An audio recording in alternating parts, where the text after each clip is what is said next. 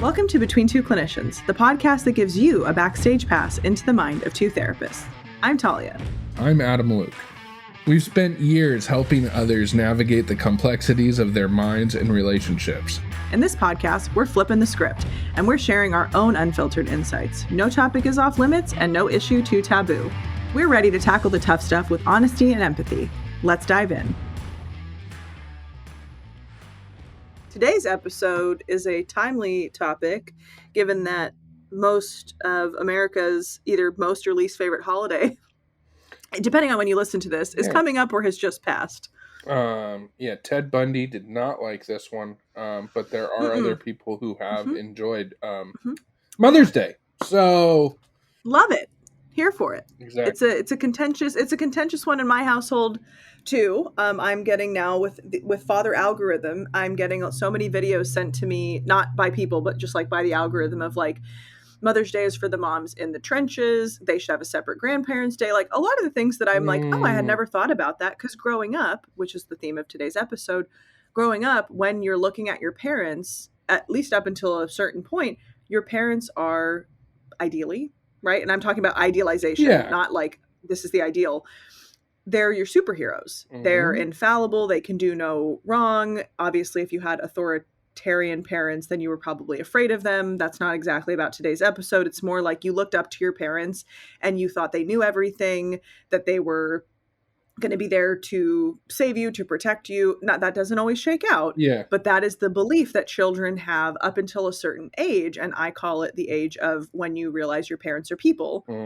Normal, run-of-the-mill human beings who have made mistakes and don't know everything and probably don't know a lot of what you think that they know either. And everyone reaches that age of parents as people at different ages. I've worked with clients who are couples where the wife reached that at like 12 years old and the dude is like still not there and he's 35 or 40.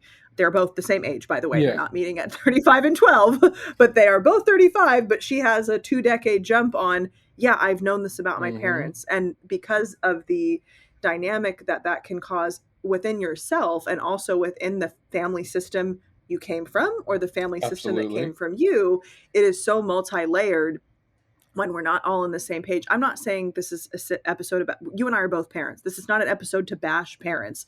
This is an episode to create mental space for a topic and an experience that so many people go through that I don't want to end up like my parents, but I like them in some traits, but not these traits. And did they think this when they were my age? Like, when do we ever feel like an adult?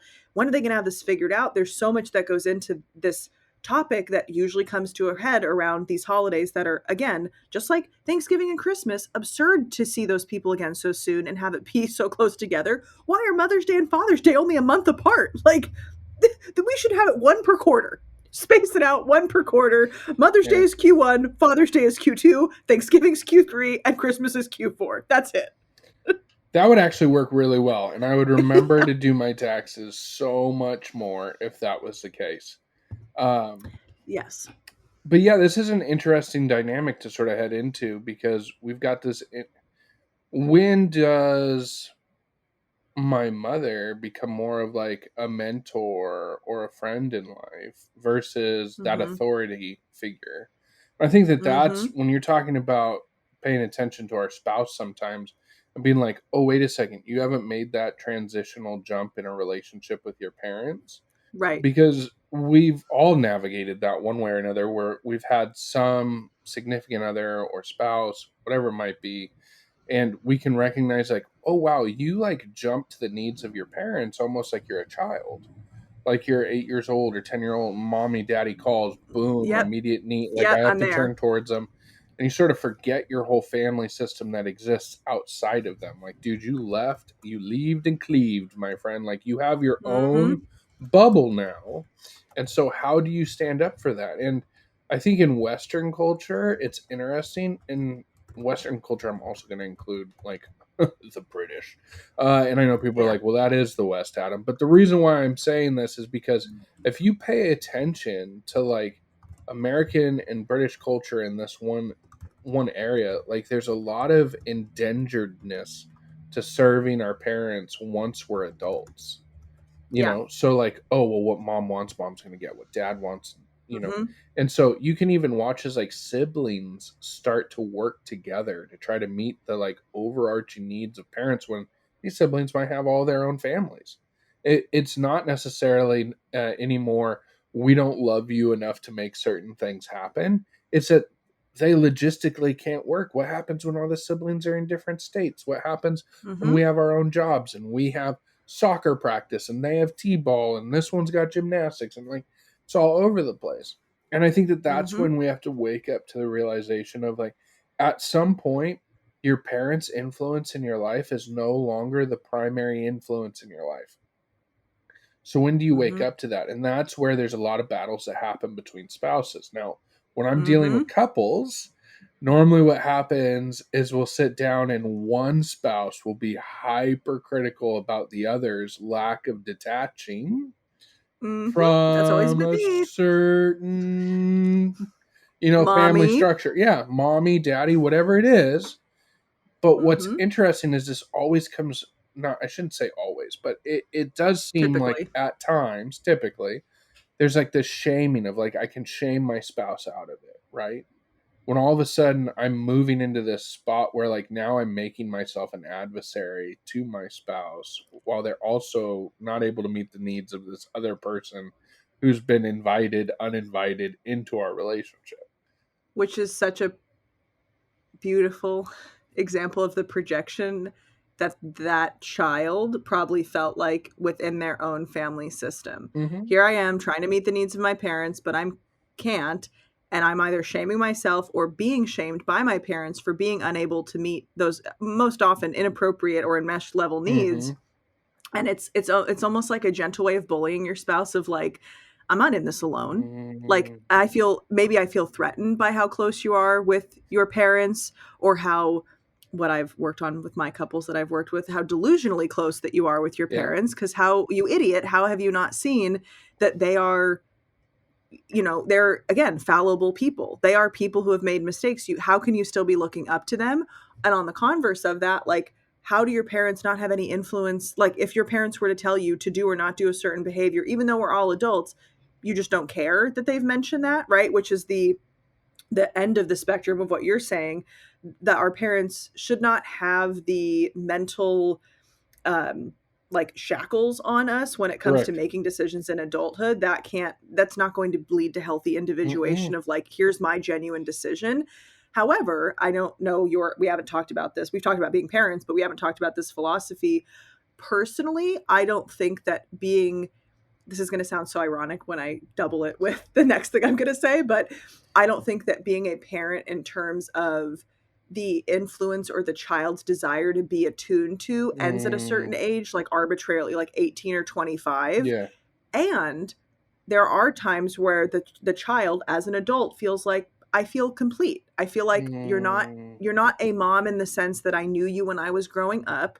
Yes, you have the role of mother or father in my life. However, I now view you as an adult, whether you're competent or incompetent. I view you as an adult, whether I can confide in you or not. And I work with a lot of children of family systems who don't have good function, or the parent has a personality disorder, usually narcissistic personality disorder, or a substance use problem mhm, that created such an emotional immaturity that the adult, the child in the mhm, family, but the adult as in society, is now going to the parent as an adult saying like, mm, hey, I'm running this decision by you, or I'm wanting some empathy or validation, which is again part of a yeah, normal adult relationship. And the parents like, well, quit complaining, I'll give you something to cry about, you're being lazy. They're being so critical, mhm, and that makes the adult, who's the child of those parents, feel like they're small again, like you were correct. saying off air, that 8-year-old or that 16-year-old that's like, okay, well, I'm great, that's all I amount to. And then that perpetuates the feeling Mm, of never being good enough, which then that child, now an adult, takes out into society and projects onto the partnership, yeah, or villainizes the significant other's parents, because I'm envious deep down that you guys have a close relationship that seems somewhat healthy or functional or competent, and that feels like a threat to me because I'm trying to leave that family system.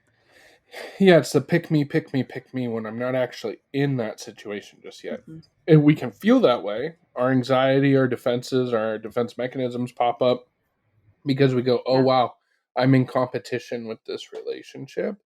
But in reality, most of the time it's actually moving into the spot of maybe encouraging our spouse to like, do you actually enjoy this kind of relationship with your parent?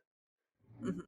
Because I found that you get a lot more traction with your significant other when you come in and you ask questions that are rooted in curiosity. Like, hey, I can see you're not enjoying these parties or these experiences with your parents, but we keep having them. Like, yes, Mhm. I'm here as being a supportive spouse with you. I'm not going to leave you in this process, but I do have to ask, why do we open ourselves up to that exposure? Because you feel like you have less energy, you're less happy. Like, do we want to survive Mother's Day? Do we want to survive the holidays? Do we actually want to Mhm. enjoy them? Like, what Mhm. are we being intentional with that? And when we ask those questions, then that can be sort of the mechanism that kickstarts the like, oh, well, maybe I have to have this relationship with my parents different. You know, a relationship that I have no problem talking about is a relationship I had with my grandmother, because my grandmother was the type of person that could not let go of people. Mhm. She Mm. was very much the matriarch of that family, and she did not want to let people have power. And what was interesting is we were fighting over nothing, right? It's like just allow people to exist, or allow people to be adults, or allow people to have a life that's outside of your Nah. life. And instead, everything always had to be malicious. So I, at a certain point in time, started not coming around a lot. Why? Because it wasn't enjoyable to be at her house. I would be at her house and she would constantly be asking me, why do you never come around? Why are you? It's like, well, I'm here now. Right. And I could even notice this as like a 16-year-old of like, I'm here now. Like, do you want to do something together? And it was always shame, shame, shame. Never good enough, never good enough, never good enough. And so I stopped bringing myself around. What was interesting though was watching how the system was pissed off at me for doing so. Like I'm blessed to have had a father that said, if Adam doesn't want to go to certain events, then he doesn't need to go to those events. But my Wow. my mom, who again she's sort of allied and triangulated with her mother, Mhm. she's like, well, but if you do that, that puts a lot of pressure on me, right? Well, Right. this is like the introduction of like obligation. Like, no, no, no, do Mhm. this for me so it's not so bad for me. Mhm. But these were like conversations I was having with my own mom. Like, we're not having fun. This isn't Mhm. enjoyable. Why are we doing these things? And it always came back to that, well, we have to. And I think that that's a real like eye opener when your spouse says, well, I just have to. Well, no, you don't have to host lunch, dinner, I holidays, must. You whatever. don't understand. I Yeah. must. Otherwise, I will perish. And it's like, have you ever considered where that belief comes from? Like, what is compelling you that it feels or is being placed in your brain as like, no, I have to do this or else? Where is that coming from? Well, and I'm not even mad at the thought process because at some point in time, the thought process was true. You know, another Correct. person that I worked with was a professional athlete that she very well recognized, if I don't do what my parents want, they're not going to get me this stuff so I can have a good like at that time she was in Mhm. collegial sports, but I won't Mhm. be able to do what I need. So there is this endeared part, You but play a all of a role. sudden when you've got your own money, you got your own ability, like Mhm. you can sever those ties. At some point in time, Mhm. yes, you had to go hook, line, and sinker because they had power over you. But if Mhm. you're 19, 20, 34, or just simply living on your own, this is no longer a relationship that's based in obligation. You Mhm. can meet your own Yeah. needs, but why are you communicating in a way that you couldn't? Why do you say that to Yes. yourself? Yes. And I think the quality of a relationship that you have with your parents or that your parents have with you, whichever way you're looking at Hmm. it, when you are no longer reliant on them to Hmm. meet those basic needs and to sustain your life says a lot about how the child, like for the parent, it says a Hmm. lot about how the child felt when they were under your rule and did need you. Like it's Hmm. like this is how I felt when I needed to rely on you and now you're going to feel the same way. Whether that's mature or not is not the Yeah. discussion. It really is more about I needed you. This is how I felt like you treated me, so I'm going to give it to you in return cuz also you modeled that for me. Like, Mm. oh well, I put a roof over your head. It's like the the juxtaposition of how much we ask from men now in relationships and heteronormative relationships that we never used to ask. It was like, well, it's just good enough that he brings home the bacon, Mm, even if he's an alcoholic and beats the shit out of me. At least we have a roof over the head for the kids. Like all these kind of yeah. reckonings that we had to, or justifications. We ask now for emotional availability. And Mm-hmm. many men are on board with that. And many guys are still like, ugh, you mean I have to talk about my feelings too? Why can't I just be a provider in other ways? And now you look at parents, it's like, ugh, you want to talk to me about your day and get empathy? Why isn't it enough that I put a roof over your head and gave you clothes growing up? It's like, because it's emotional neglect. Because you're literally defining childhood emotional neglect, which is trauma. And it's trauma I'm going to carry with me for all of adulthood until I go to my own trauma therapy, which I'm going to fucking send you the bill for.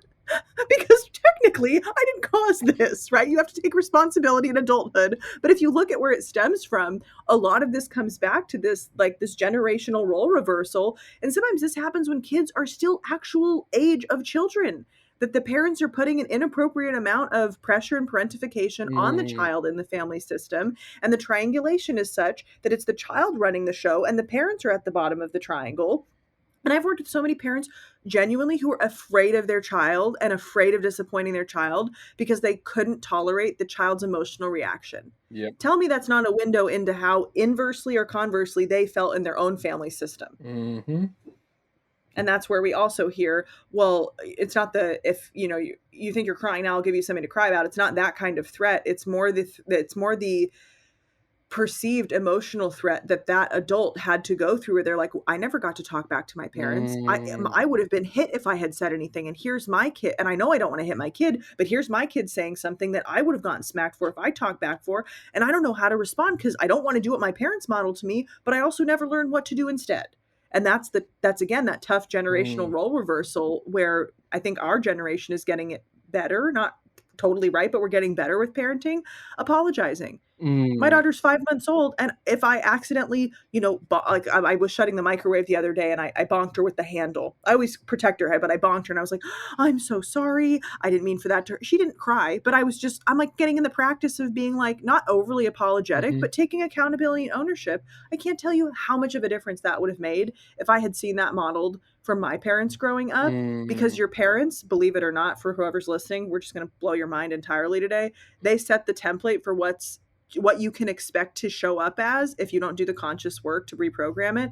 You will essentially view the role that your mom or dad had as husband or wife, whether you like it or not, and you will emulate it because that's the mm, template that got set of that's just what husbands do. That's just what wives do, whether again it's conscious or not. yeah. Then you get in your partnership and they might have similar styles, right? Matriarchal or patriarchal cultures, but they might not. And then you're looking at it like, well, why do you expect me to not work? And then the husband is like, well, why do you expect to work? Like in my family, no one, blah, blah, blah. And then you're like, well, in my family, everyone, blah, blah. Like it causes Mm-hmm. generational conflict, even at the spousal and partner level, because you don't always have the same. Hopefully, you weren't raised in the same house. We make that joke a Yeah. lot. You're not marrying somebody you grew up with in that Well, sense, your family please. tree's not a Yeah. wreath. Yeah. Roll Tide. Oh my god, yeah. Hopefully your family tree isn't a wreath. There we go. what That's did you that's the What did episode. you think the first time you saw your wife? This is the best family reunion ever. Yes, if that is you, this episode is not for you. You need a different podcast and probably therapy. Lots of therapy. Most likely, Yeah. they need a new Yeah. box of crayons and some Kleenex. Mhm, But anyways, mhm. continue. Yeah, yes, yeah. So, yeah, you'll draw a different family picture. You have this that was so funny.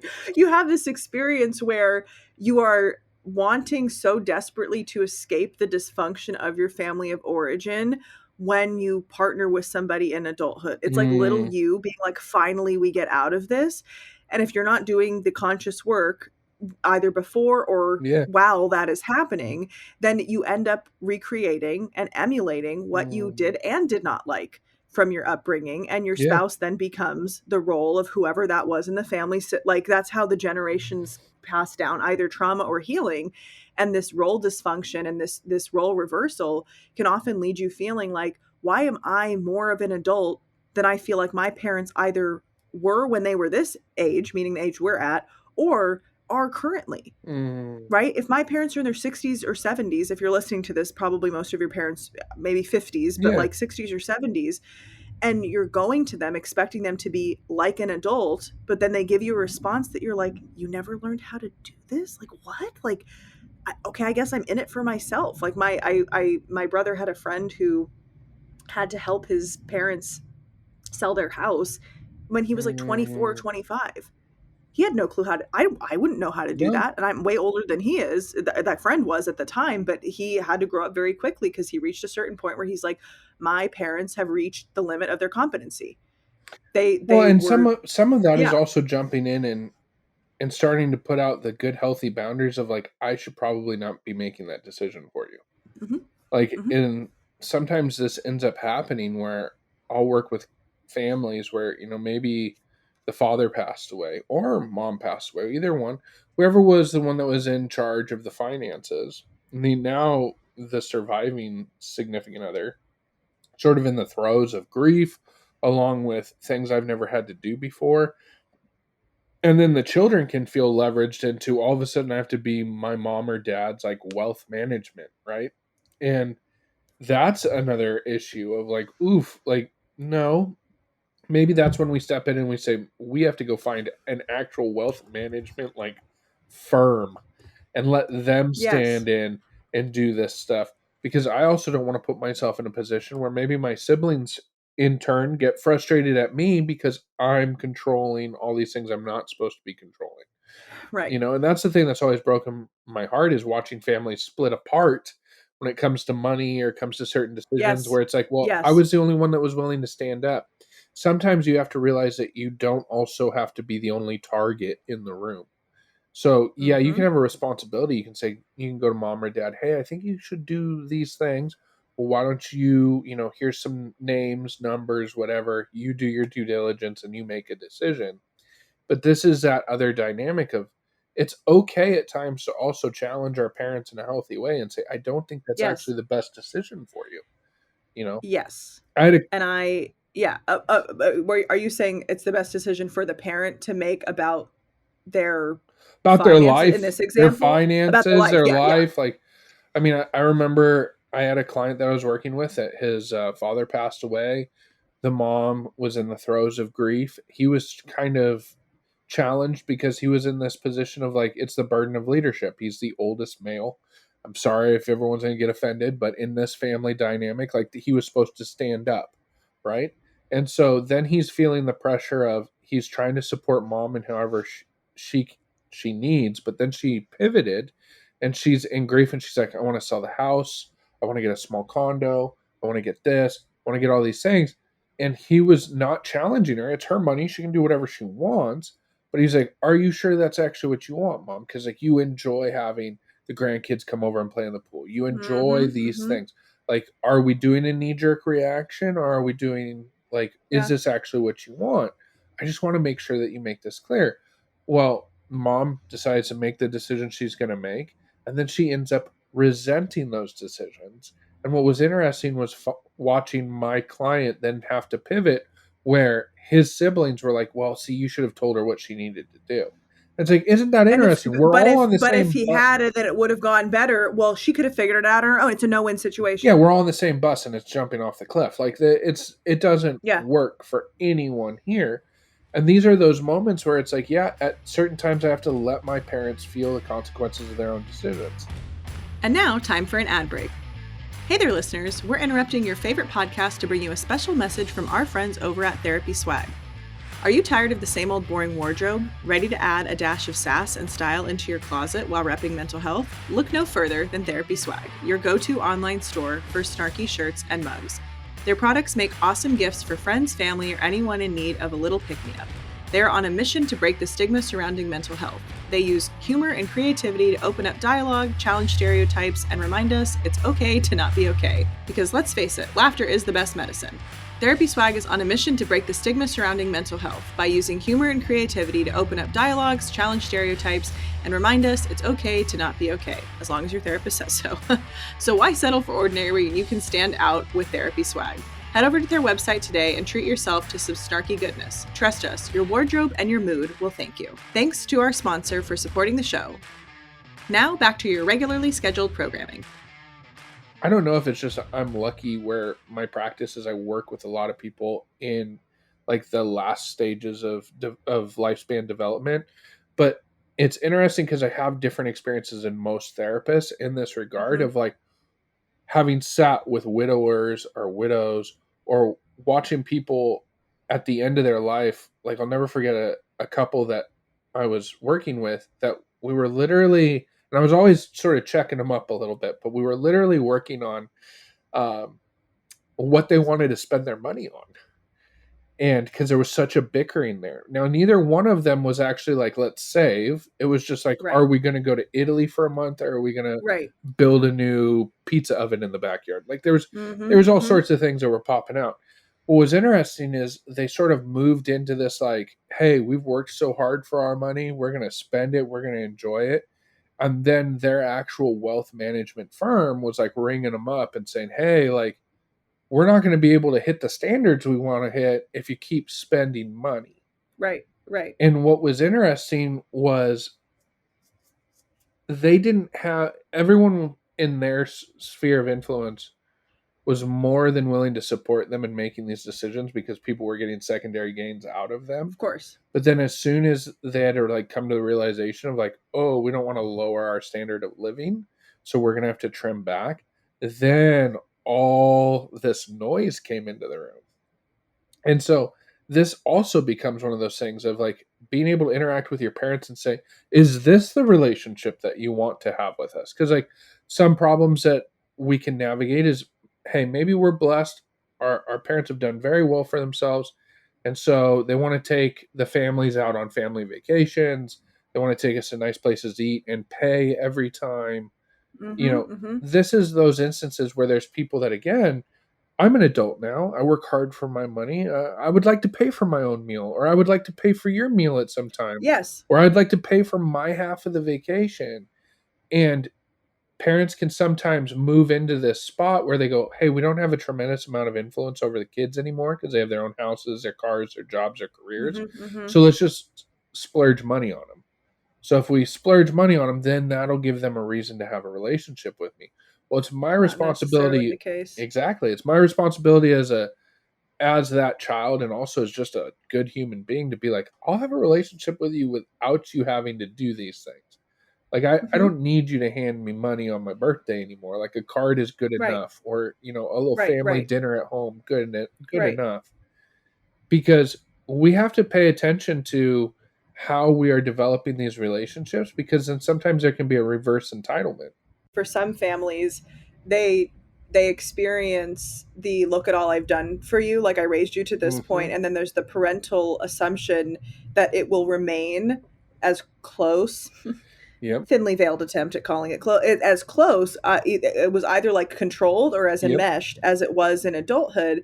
And again, who how your kids treat you when they are no longer obligated to behave in a certain way to yield a certain result, like the collegiate Yeah. athlete, where it's like, I know what I want and I know how the role I have to play in my family to get it. I'm not advocating for kids being, you know, completely disrespectful and rude, but to your point, also being able to speak up, being able to stand out. This came up around Mother's Day in my family. I think it was yesterday. My parents had agreed to help watch the baby because I'm starting with a Yeah. new therapist. So my mental state was already like, I have to play fetch with the dog for 20 minutes before I have this session. I've been waiting for this session for weeks because she's a very specialized therapist. I was not in the headspace to have any conversations about anything. I was just trying to play fetch and Mm, then go to therapy. And then my dad, very well meaning, and did not know that I had been consuming so much Mother's Day content, my eyes were going to explode. Um, decides to ask, "Hey, have you and your brother planned anything for your mom for Mother's Day?" And I lost it. mm, I lost it. I snapped and I said, "It's my day.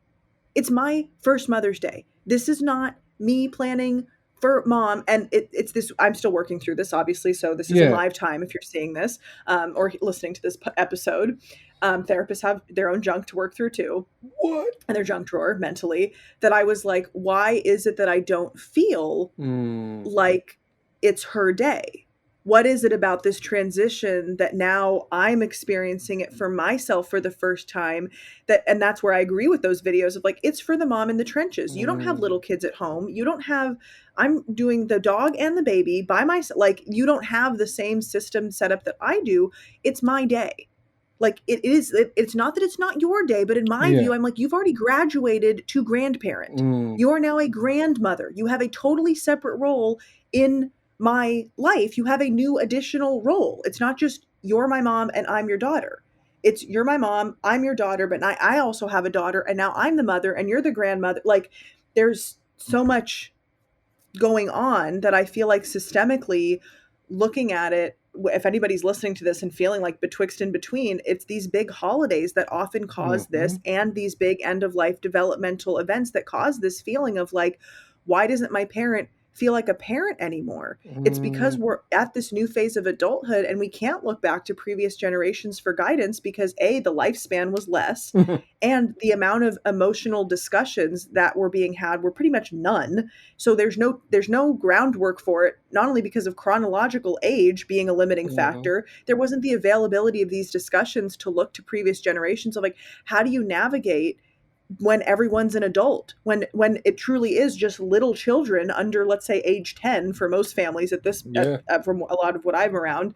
Obviously, if you have teenagers, this applies to you too, but like, yeah, if you're the family member who has very little kids and you're between 30 to 40, but your mom is in their 70s or 80s and they're trying to be like, well, it's my day too. It's like, did you not have enough of these growing up when I had to tend to you, and now you're mhm. still asking me to do that even though she's 5 months old. Do you really think she's going to make me breakfast in bed?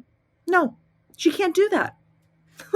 She can't do that. She doesn't have the dexterity for that yet. And my dog definitely doesn't have thumbs, so she can't do that She is either. named after a Yeah. pancake, like, so she She should yeah, be she able already to is a bring you breakfast. some breakfast foods. I mean, what's the She is the point? breakfast in bed. Okay, Yes. but Yeah. So it's like, how do you navigate these new milestones and new family systems that have evolved over time that do come to a head around the holidays? They're very stressful because not everybody's close to their family. And like the clients I work with who it's a strained relationship, mhm, there's so much pressure placed on holidays in general. And yeah, later this year, we'll do a whole other one on those, the fall holidays.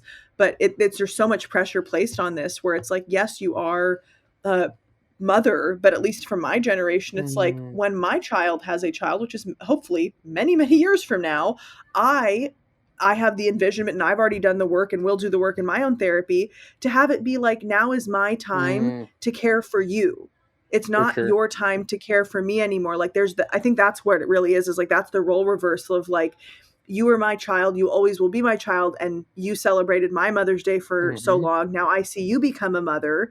And if there's any sort of grandparenting is not a do-over, which I know that that's the case, but if it were a do-over, that's the time to do it over. Like, give your kid the break that you wish you had been oh, given yeah, when they were that age. Like, at least try to make it somewhat even. Yeah. and let's say the quiet part out loud. Everything that we're talking about is how it's supposed to go, Yeah. actually. Like, Yeah. there's a point in time where you become sort of a parental colleague to your Yes. parents. Yes. Like you're Yes. actually on level playing field here. Like, Mm-hmm. they take care of their house, you take care of your Mm-hmm. house. And I think Yes. that the toxicity is when we get stuck in the fact that I don't ever bust out and have my own life, my own house. I don't make my own decisions. Mm-hmm. And a lot of that is really ingrained in different forms of triangulation or enmeshment. And you're going to, trust me, the family system is going to be hostile to you. So you feel like you're the crazy Mm-hmm. one Mm-hmm. because you're not willing to play along with this game just because we know how to play the game, but it's not necessarily good for us. Like, the best relationships that you can possibly have with your parents are the ones in which you are differentiated. Like, when you have the space to actually miss Yep. them, when you have the space to actually seek their expertise. If you Yes. don't get that opportunity because you're sort of still in the subservient role, then the relationship you're going to have is going to suck. And I'm sorry to say it that way. It's not to make it feel fatalistic, but Mm-mm. if you've ever been to one of those funerals where you can notice that they do like sort of the open mic, and that's not for like a comedy sketch, but like for you to get up there and say some Yeah. things. What's interesting is I always pay attention to the children when people are up there talking about their loved one that has passed away. Because what Mm-hmm. you'll end up finding out is you'll look at some stranger will get up there and talk about this person and talk about how much they loved, cared, or how influenced they were by this. And you look over to this person's children and they don't know who that person is because they never got to experience that Yes. person that way. Yes. And that's the Exactly. relationship I don't want to have. I don't want to have the relationship with my mother or father where I didn't know them because I was stuck in a role that didn't allow me to actually pop up and see them for the challenges that they did have to navigate, the victories that they Yeah. did have. It's I think Mm-hmm. the one thing that I will say that it seems like our generation is getting, and I'll say it's just the one thing, is we're recognizing that no one gets out of this life without scars. There's been such a push in previous generations, it seems like, to have the facade of like we're gonna come into the world pure and leave pure. Like it ain't gonna happen. Mm-hmm. Sorry about that. Mm-mm. This is an inherently broken place. We are going to have cuts. We're Yeah. going to have scarring. There's going to be wounds. And the more that we're willing to walk through and say these wounds don't define us, but they help build the story, I think the better we're all off. Mm-hmm. Verbally experiencing your parent through story as somebody that you do not recognize them as I imagine a similar feeling that parents who are out of touch with their children hear when the kid feels the need to keep something secret Yeah. from in high not we're not talking about like partying, but like I joined this book club, I did this, I did that. It's because I didn't want in the child sense in the family system, I didn't want it to be taken away from me. I didn't want it to be judged. I didn't Yeah. want it to be marred in some way. That's not the same experience that when you're in adulthood and you're looking around, or like you gave the example of being at a funeral where the person is like describing, you're like, that's my parent. Like I never, parents have a life before they have kids, but that's so different than it being like they were never nice at home, they were never this at home, they put on a front to Mm, everybody else and they don't act in that way at home. Can be another layer of this complex grief where I learned this lesson very early on doing yeah. grief work, where the person had someone had passed away and I said, I'm so sorry for your loss, and they said, don't be, I hated that bitch. And I was like, well, here we go. Okay, learn my lesson to not say I'm sorry for your Therapist ears loss. are popping up a little bit. I just say there are no words, because it's true. In either direction, there are no words that are going to either take away the pain, cover the joy, Mm, whatever type of, relationship you had with the person who is yeah. passing on or passed on. That's not for me to put a name to it, let Yeah. alone judge. And that's the adaptation that people can take to their family system. You might know your Mm, family in a way that nobody else ever will, and this is where siblings come into the yeah. picture heavily, because at least you have somebody to, my favorite reels are the ones where it's like when you call your sibling or when you look at your sibling and you're like double checking to make sure that that was as unhinged as you think it was, and you like call them after the family function for the debrief where you're like, what the was going on with mom? And like there's something somewhat of a gift to have Oh yeah. siblings that you're actually close to and can commiserate with. But there's also times where one sibling is still enmeshed, one sibling has individuated, Yeah. and that can cause further double conflict within the For family sure. system, because then they triangulate with it's a lot. Like now that we talk about it, none of these holidays should exist. This is just a recipe. I mean, we're never going to be out of a job, but this is just a recipe for so much drama where it's like then I honestly felt bad meaning Hmm. like I shouldn't be doing, and not that I was shame, but I'm trying to Yeah. think if it was like more guilt or shame. Uncomfortable. At a minimum, I felt uncomfortable that Agreed. I was advocating for something that, like you said, I think is very normal. That my family and my Mm, brother were like, well, she's still your mother. And I'm like, that is separate from the fact that this is my first Mother's Day. Like, really? She can't let it go. It was just this deep, it's obviously something I have to work through, but there was this deep feeling of like, oh, I'm alone in this. You guys don't see it the way well, that I because do. if you differentiated, if you actually Yeah. said, "Oh no, I'm going to have Yeah. my own Mother's Day," Yeah. then oh shit, that means Yeah. we have to take care of her. Exactly. and And that's what it's been like for that's the years. I don't big join thing. family holidays. I don't go to mass on them anymore. Like for years since I have moved away. Like it's not, I got enough of it and felt like I was forced into it growing up that the second I broke free, I didn't want to go back to that. Well, That's and it's not not, the and it's also lifestyle I not want. disrespectful because that's what I can hear other people be like, "Oh, well, Yeah. you should respect your mom, and that's why you do it this way." Like, no, I'm also respecting my mother by not doing things with her that I don't find joy in. Yeah. Because like, who's going to actually say, "Oh man, that was so meaningful," knowing that you felt obligated to attend mass with me? God, it really helped me there. Or So like, true. thank you so much for coming over Yeah. for 2.5 hours after discussing it with your husband and Yeah. saying that's all you're going to do because Yeah. you felt like you Hmm. owed me something. That Hmm. really made Oh, me what a feel good. gift. Like, so good. You're a saint. Like, so, like, allow that side of the relationship to work as well. Hey, no, if we're going to spend time together, I'm going to be extremely diligent on how we do it and deliberate. You're allowed to set boundaries on it. Yeah. Yeah. I mean, and so that Yeah. was, it's interesting because, I'll, so the first, like, when we had Lorelai, you know, first Mother's Day is like a stone's throw from there. It's 3 weeks, and then Mhm, it's first mhm, Mother's Day, right? mhm. So all I remember is I remember my mom telling me as a young boy, like, do not screw up the first Mother's Day for your wife. Okay. So Good I message. so I didn't. So I got the flowers, I got the chocolates. She was keto, so I got keto chocolates. Like I got everything I needed. I Mhm. did the whole thing. And then I'll never forget, I get a phone call like 3 days later. It's my mom. Where's my card? And I was like, oh, I forgot to send you a card. It's been pretty busy though. I have like a 3 week old, I got a wife, like, but let me share with you, like, I didn't screw up her first Mother's Day. And she's like, I took your advice, and yeah. she was like, yeah, but you forgot about me. I love you to death, mom, but you're not my primary. I'm sure dad got you. I'm sure dad gave you a card, gave you some gifts, took you to Mhm. dinner. Like, I love you to death, mom. But like, it wasn't malicious. It was an accident. Right. Like, I'm sorry. I literally went out at like 2 a.m. in between breastfeedings. Yeah. I Yeah. wasn't feeding. But, anyways, I did like, So advanced of you. yeah, like I made it work. But so these Yeah. are those instances where, again, you get to Yes. choose the relationship that you're going to have of like, oh, yeah, well, but dad should do those things. Like, that because he's your husband.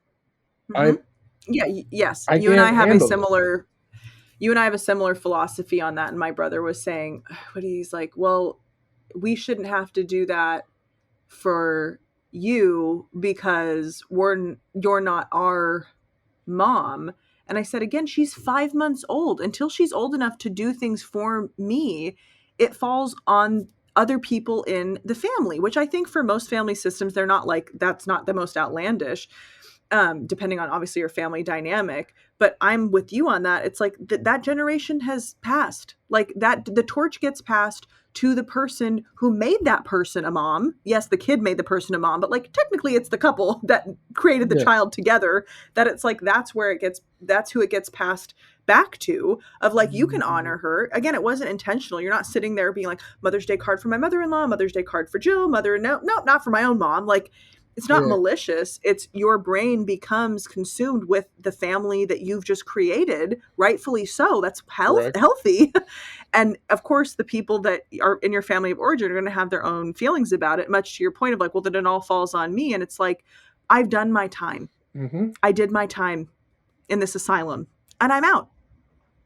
And I'm out. I broke free. I'm now in the just visiting of the jail part of Monopoly. I don't have to do this anymore. Yeah, I would always encourage you just pay attention to why am I taking the hostilities I am? Like, why is the Mm-hmm. conflict there? But a lot of times, Mm-hmm. what you'll realize is that hesitation or that resistance is hiding behind the fact that you were the primary one, right? So, if I know Talia at all, you were the cruise director. Yes. You had mom's day is going to look like this. You meet here. I already made the reservations. You show up. I got the gift. You Venmo me $40. We'll hand it to her. So yeah, oh shit, I'm missing the person that has been the one to take like that gap Mm-hmm. and fill it. Mm-hmm. And now Mm-hmm. I'm gonna have to do my own like intrinsic thought process. I'm gonna have to like, Mm-hmm. this is going to be And difficult. we always have had that circular type of conversation of, and it's not a, I think it's good to double check with people Yeah, so you're not booking, so many different things. That part I think is functional. But there was this, I remember a certain year where I was like, I'm out. Like, I don't want to plan all the things. My brother and I would try to alternate years, yeah, or hey, I got dinner, you got this. Like, we would do a for pretty good sure. job of that. But there was a certain point, I think it was honestly when I was doing my own therapy in my early 20s, Mm, realizing the parents as people thing, that I'm like, this is fucked up. Like, there are a lot of parts of my family system that I do not want to repeat, and I can't see my parents in the same mm, way because of all these revelations. And that, I know, for me, was what motivated me to take more space away, yeah, because it felt uncomfortable to continue to participate in the systems that I didn't like, that I yep, now couldn't unsee were dysfunctional. And so my brother has taken over a lot of the, I would say, the let me do this, or let me schedule this, or we would mm, collaborate together and like text, hey, do you want to do for this, which I think is kind to do. But yes, at a certain point it's like, well, and I said I would do the same thing if you had your first Father's Day this year.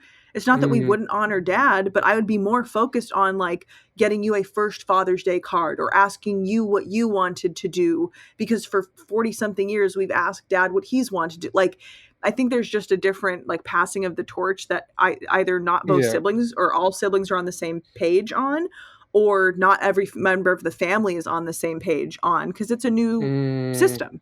And they will never know in terms, they know they can probably think back to what it was like ethereally in their first yeah, Mother's or Father's Day themselves, but they don't know what it feels like to be me or to be you on our nope. first Mother's Day or Father's Day. They're not in our mind like that, or in our heart like that.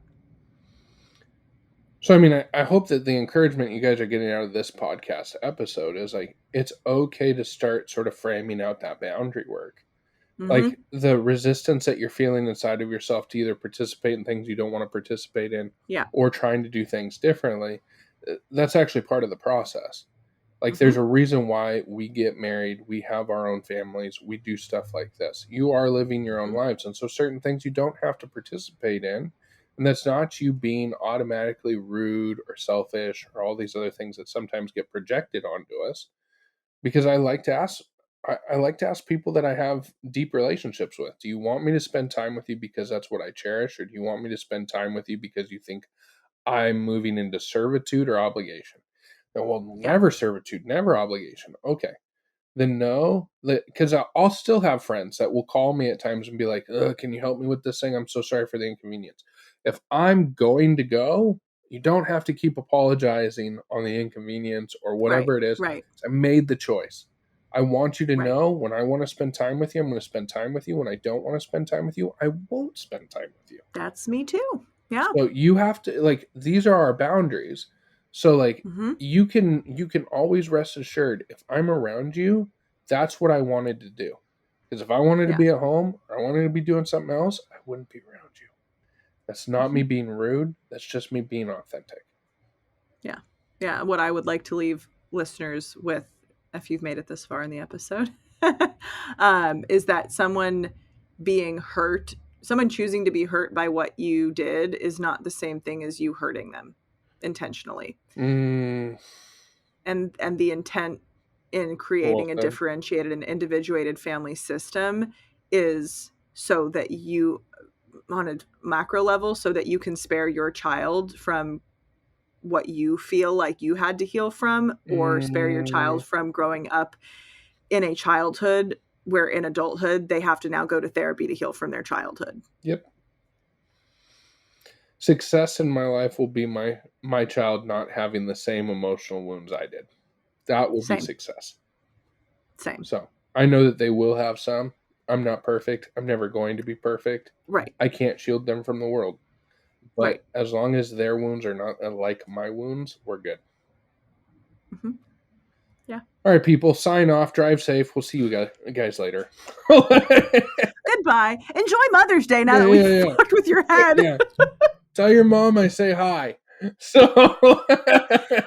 Sign my name in her card. yeah, Yeah. exactly. We'll see you in a couple weeks if you're still around. Thank you so much for listening to another episode of Between Two Clinicians. We would so appreciate if this episode resonated with you for you to share it with somebody, and also find your favorite podcast platform and like, rate, and subscribe to the podcast. We would love to attract more listeners just like you and have this message be spread to whoever needs it. So thank you so much for listening, and we'll see you next time.